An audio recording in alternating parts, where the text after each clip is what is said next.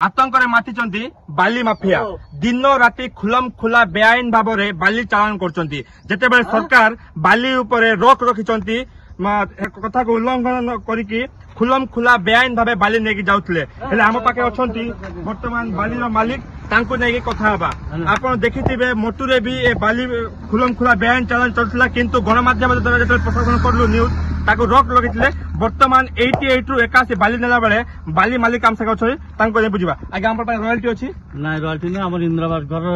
बाली कागज अछि हेले बिना रॉयल्टी इंद्रावास बाली नैबा अनुमति अछि आपन को ना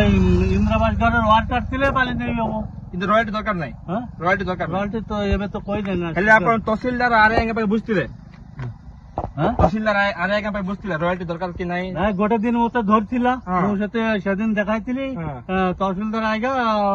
इंद्रावास घर रॉयल्टी देखाइतिली हां वर्तमान जो बाली नेउछन आपन रॉयल्टी अछि नै रॉयल्टी नै नै आपन देखिथिबे बिना रॉयल्टी रे खुलम खुला बेआईन करकी बाली माफिया माने आमर ओडिशा प्राकृतिक जिनस सब ध्वंस कर सीधा देख बाली देखी पारे पूरा लोड लोड बाली जो आमर नदी नाल जो बाली माने खुलम खुला बेआईन भावे चालान कर प्रश्न उठुची सरकार आखि केबे पड़िबो आ केबे रोक रखिबे। मालाभरम 88 रु तरुण कुमार फोकस प्लस।